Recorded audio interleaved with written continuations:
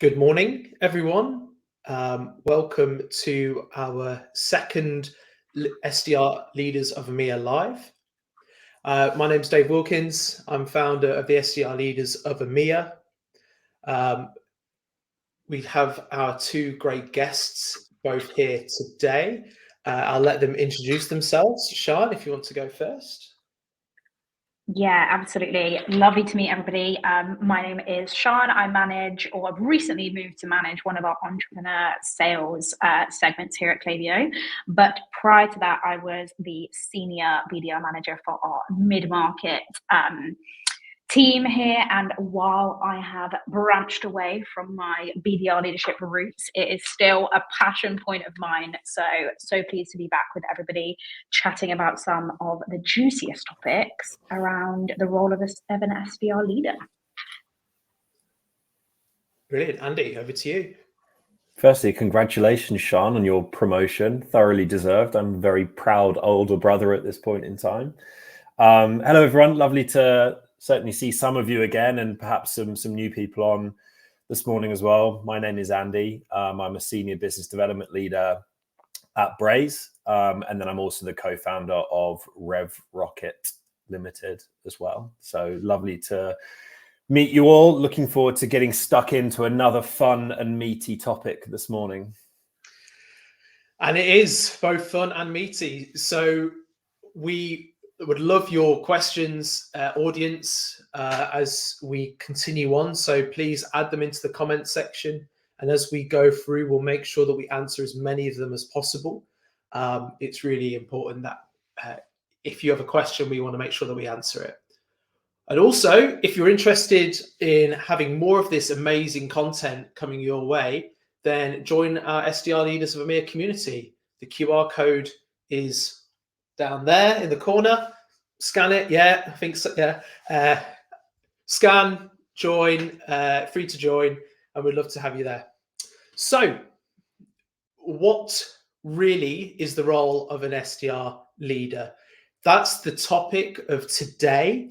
And I think the best way of starting this is just asking that question. So, Sian, what really is the role of an SDR leader? It is the topic of most contentious. For me, the role of an SDR leader, and Andy has a great story behind this because we're actually really aligned on what the role is you are responsible for building the future pipeline of sales talent. That is your responsibility, is bringing them in, coaching them up, and setting them on the path to success, whether that is AE or otherwise.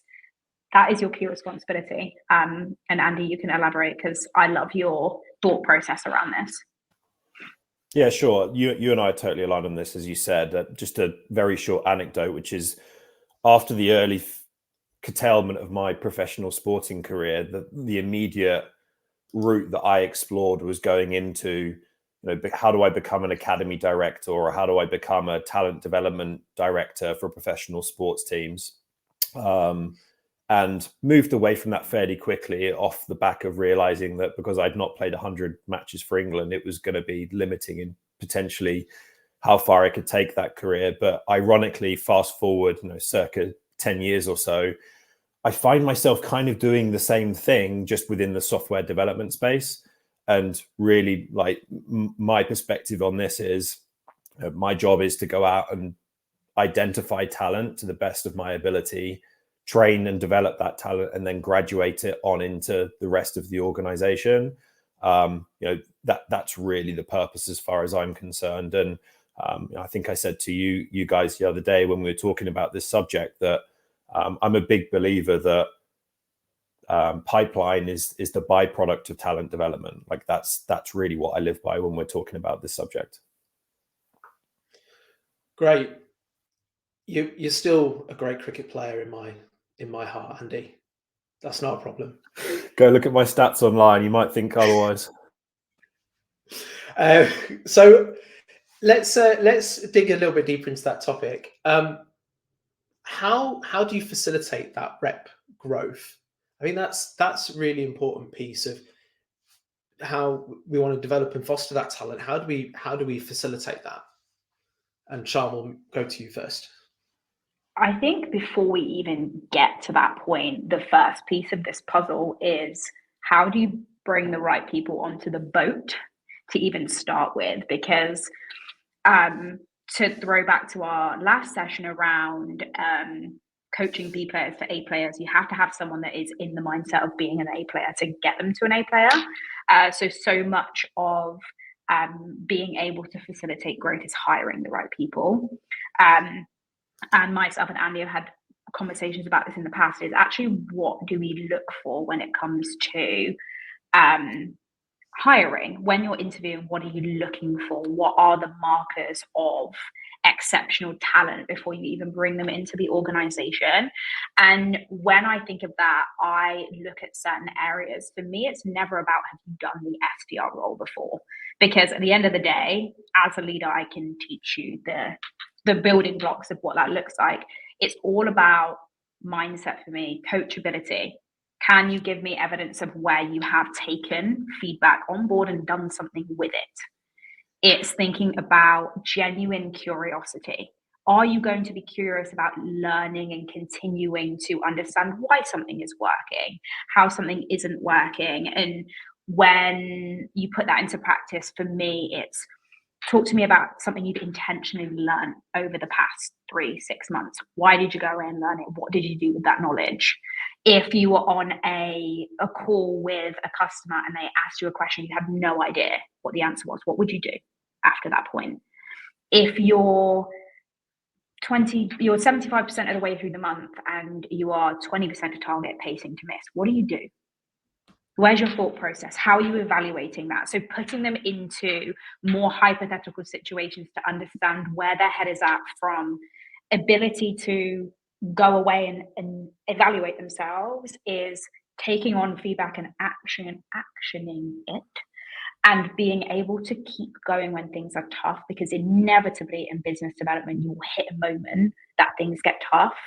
And the gap between a great person you can graduate and someone who kind of hangs out in that B player space for ages and ages and ages is the ability to bounce out of the victim valley and not sit there like, I'm doing everything and nothing's working, is being able to kind of pull themselves back out again. So that is the biggest piece to me. And Andy, I'm sure you have more to add on to that of what you look for when you're even kind of scouting the best talent to bring in. Yeah, there's a couple of things that I would probably build on with what you said there. I think one of the biggest traps that hiring leaders, hiring managers can fall into is like benchmarking and evaluating against who they think is going to be a really good SDR or really good BDR, but then actually looking at, excuse me, who's going to be a really good SDR, BDR, but then is going to go on and in 3, 4, 5 years time going to be a stellar enterprise account executive. Right? I think there's a lot of people out there that can potentially be very proficient when it comes to the SDR and the BDR role. And that's great because it's going to serve your number. But if we take it back to the very start of this conversation, our job is to graduate talent into the rest of the organization, with pipeline being the byproduct of that development, right? So you need to look at and evaluate over a period of time when you're doing the interview process, is this person showing a high proficiency and a high potential ceiling to go on and do other great things in the organization at the point at which you've given them and equipped them with the foundations to start with.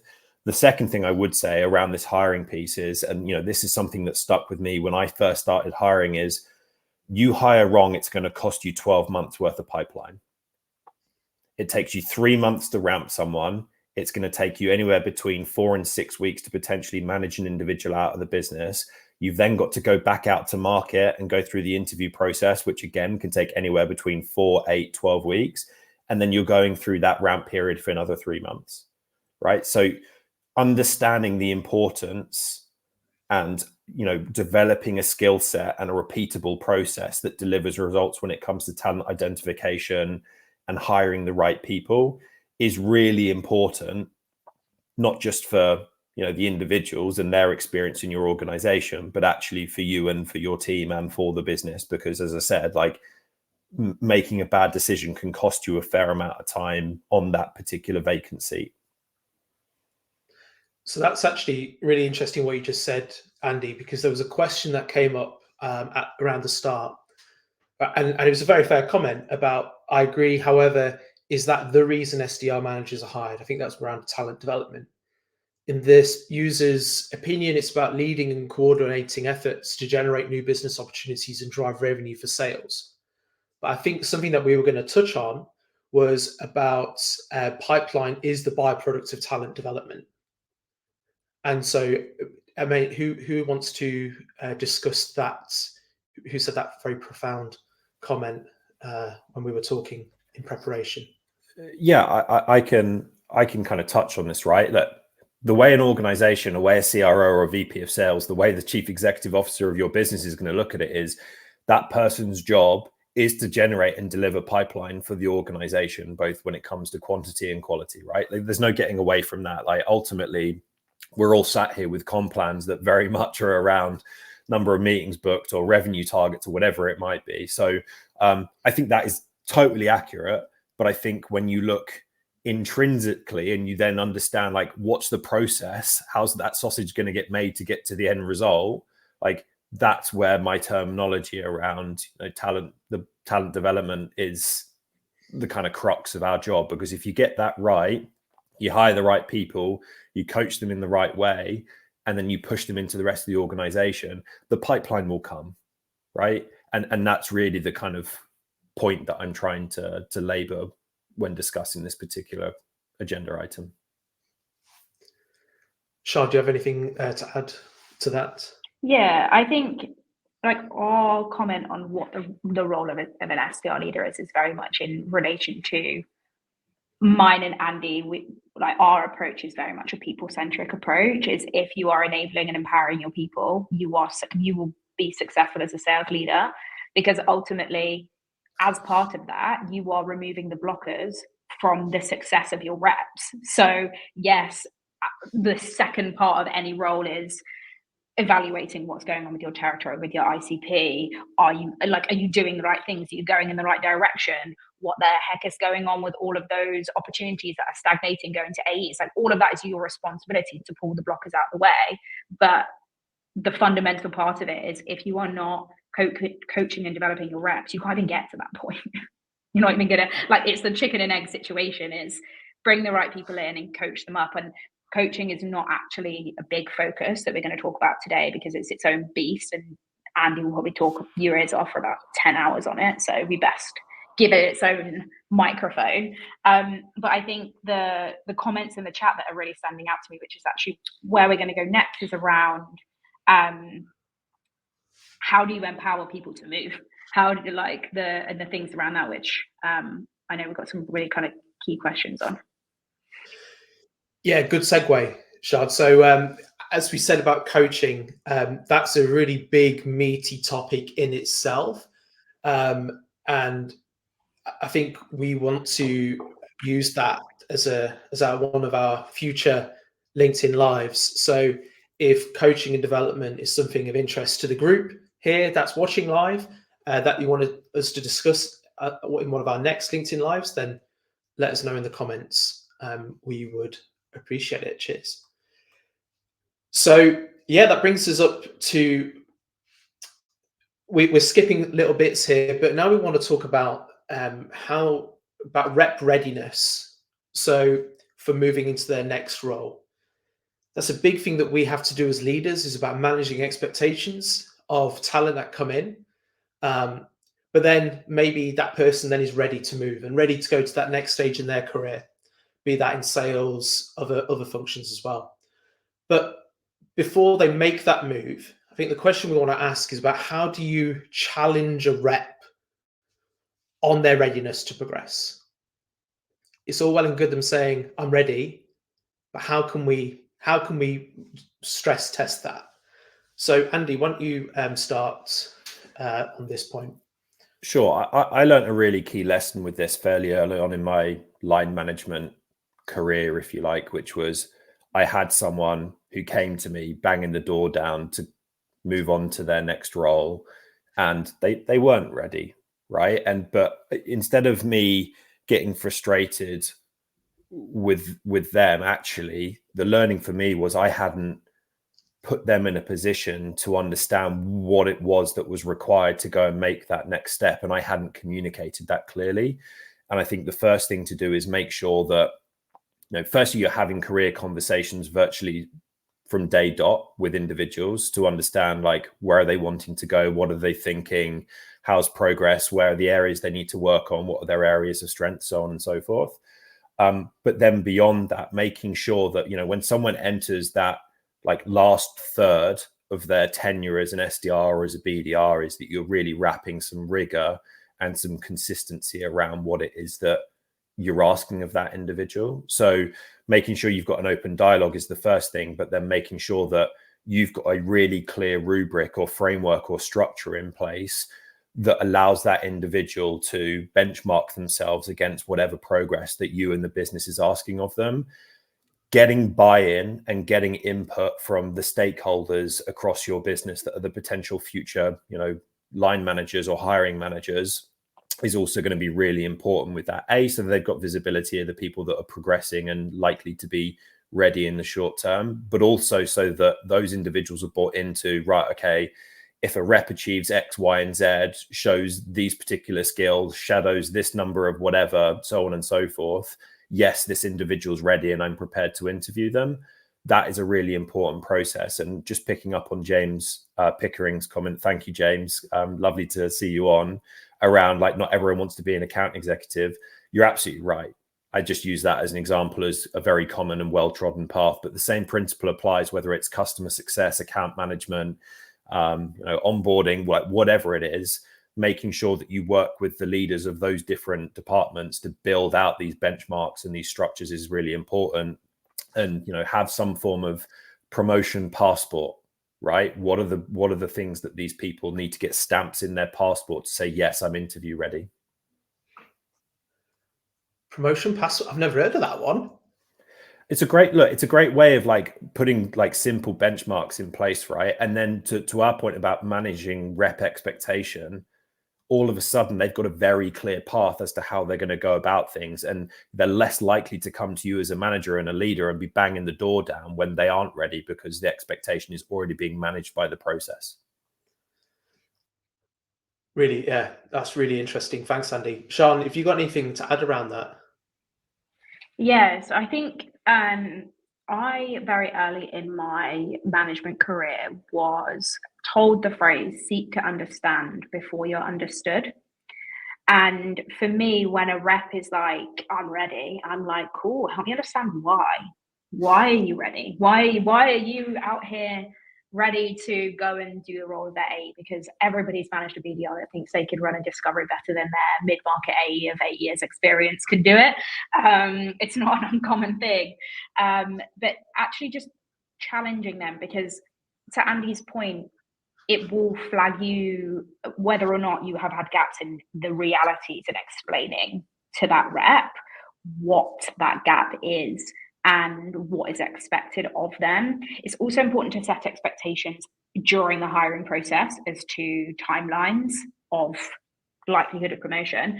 But one of the things we use here at Klaviyo is we have very, very clear career architecture, which uses both data points as to attainment and skill-based aptitude, which is ranked 1 to 3, and you have to be up in that like A grade bracket to be considered as like fully having a full skill range in your current role. And then the process I always go through is then getting the BDR to walk through the career architecture of their AE role to understand where their gaps are and how they can either pull in relevant experience or go out and get that experience. One of the great questions was around approaches or initiatives on that nurture gap. How do you progress people from progress reps from being a BDR to being an AE? We run an AE advancement program, which is the foundations of becoming an account executive, all the way from transitioning your BDR skills into discovery, demo, pricing, negotiation. So it's a 12-week course, and a BDR has to have gone through that 12-week course before they can interview.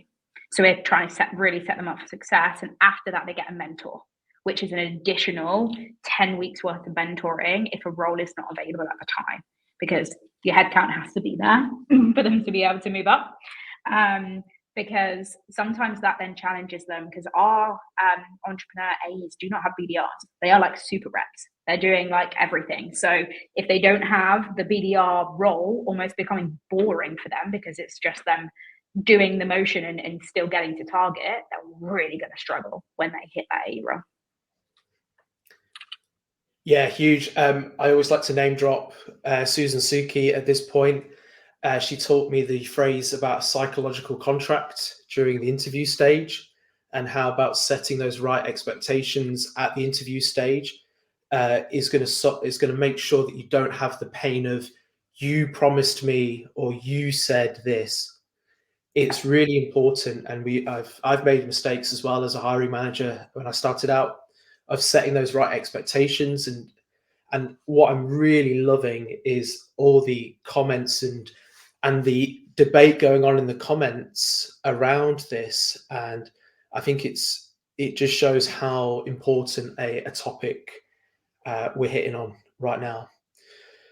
So there's some comments been made about, so Kevin Wright has said it, and I saw another one about other roles, not just AEs. I think James Pickering said that. So how do you, so I think the question is then, how do you make other departments viable options for your reps? So it could be that they want to move into marketing. They want to move into becoming a solutions architect. There's so many other roles. So how do you help facilitate and make those interactions viable for your talent? I've done a lot of that recently. I think it's really easy for a rep out of uni to look at the sales trajectory as BDR, senior BDR, AE, SMB AE, mid-market AE, and they just see that pathway as the only pathway available to them. So what I like to do with my BDRs is I will always pressure test their commitment to that AE role and get them to tell me what they enjoy about this role and what they don't like, what they want to be doing in their next role. And it's your job as a manager to consult with them, because sometimes you work with reps that actually would be excellent in partnerships and or customer success, and you have to kind of help the broader horizons to some extent. But when it comes to facilitating movement into other departments, especially if a rep doesn't really know what they want to do, is setting up informal conversations with hiring managers, with other people within the business doing that role. But as a leader, making it really clear that this is an exploration conversation. So you're not setting a rep up for a pitfall if they then decide not to go down that route, or it's not really what they thought it would be. Is giving them optionality when it comes to talking to these different people, getting them in front of new people. And then when they have settled on a path, is providing them with mentorship within that role, is as a leader staying very close with the other leaders so they know that your reps are a viable choice when that next role comes up. When we have such a clear pathway here, and I think it's something that we're working on a lot, is not just having one route into AE, is actually, do we have multiple options for reps on what that progression looks like? It's having those honest conversations with reps for me, and being able to kind of connect them with the right people to broaden their understanding. And do you have anything to add to that? Yeah, I think there's a couple of things. I went through a really powerful process with my current manager, Del Patara, a few years ago when I was debating on like what route I wanted to go down. And we went through an exercise of mapping out what things gave me energy and what things detracted energy, and on both like outside and inside of work. And then we looked at that, we evaluated and had a discussion. And I think it's Omid, forgive me if I've said your name wrong, has said, isn't it the manager's job to spot an IC's potential and help them advance? Absolutely it is, right? And we should be having that conversation to be like, hey, this is what we're seeing, but talk to me about like what things are you enjoying, what things don't you enjoy, like what gives you energy and what doesn't. And then with that, you can then set them off with what Sian spoke to about these exploratory conversations internally, where they can go and have informal chats and lunches and coffees with different departments that perhaps fit their skill set, but also their personality as well, right? Whilst that's going on, there's a second lane of communication that has to happen from our side as leaders, which is, if we don't have a built out process for a potential transition to a department, that's then on us to work with the leaders of that part of the organization to say, what are the core requirements that you need? What are the hoops that we need reps to jump through in order for this individual and future individuals to make a successful transition into that department? So I think there's kind of like three elements to it. It's like, have the conversation with the rep. You can absolutely steer them, give some guidance, give some experience, and kind of move them along the path. But then it's also on us to have that secondary conversation with leadership too, to make sure that we're putting a process in place that is going to set that individual up for success and future people as well. 100%. You might have seen I've now found this new feature where we can quote people who put comments and questions. So we're coming up now to the end. We've got a couple more minutes. So if there are questions that people have that they'd like to discuss on the LinkedIn Live, then add them in now, and we'll get them added as a topic. I think something that was interesting that Farina said a little bit earlier on was this question about cost savings and efficiency. How do you, I think a way of looking at it is, how do you create this the ability that people are going to stay in seat? What is it? This is hard. Yeah. Like this is questions. Yeah, like Farina, I think this is such a great topical question that so many of us have had to work through over the last 18 to 24 months with the, obviously the way that the macro has been. All I can do is speak from my experience in this instance, but I would definitely encourage you to reach out to the rest of this community, because I'm sure there'll be lots of other people in the same position that have got great ideas. We actually integrated a tiering system to our BDR team.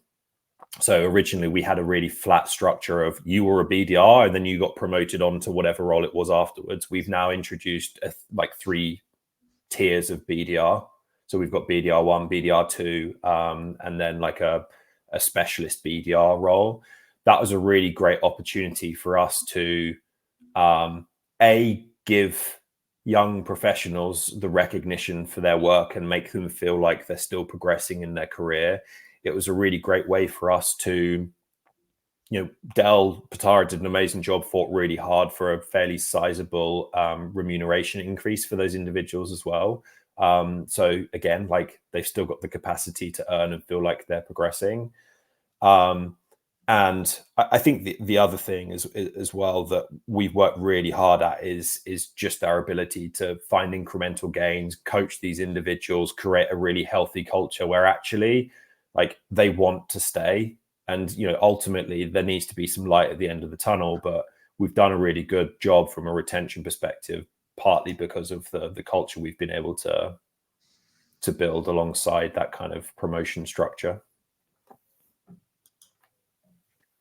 Great. So I think we'll wrap up there. We're coming up to the bottom of the hour. Sian, Andy, any final inspirational thoughts that you want to give out to the world before we head out? I think I feel like we've given some good bits and pieces on this session.